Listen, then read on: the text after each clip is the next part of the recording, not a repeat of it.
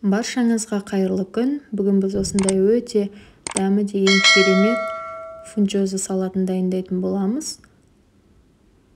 Бізге қажет осындай фунчоза, оны қайнап тұрған ыстық суда 10-12 минутқа салып қоямыз. 12 минут өткеннен кейін салқын сумен жуып аламыз. Бізге қажетті сиырдың еті.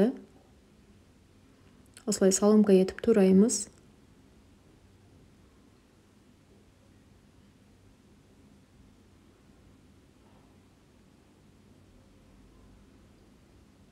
Қызып тұрған табамызға майымызды құйып, етімізді салып қуырып аламыз.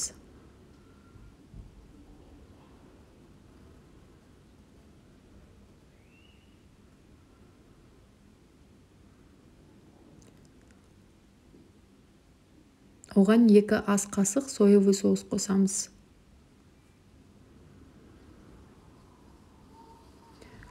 Бір сәбізді осылай теркадан өткізіп, бір қызыл бұрыш, болгар және 2 огурцымызды осылай салымға етіп тураймыз.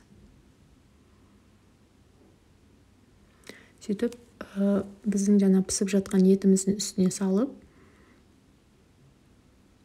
қатты қуырып жібермей,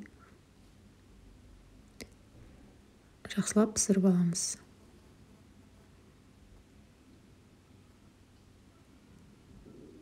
Міне түсі осылай болды.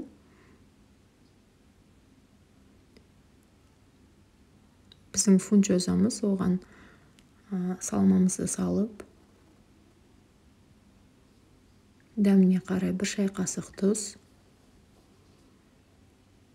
2 бас чеснок, 1 шай қасық кориандр, 1 шай қасық паприка және дәміне қарай қарабұрыш.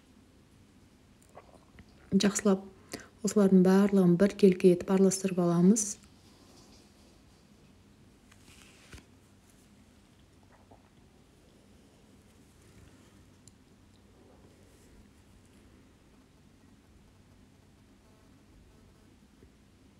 Міне біздің салатымыз дайын.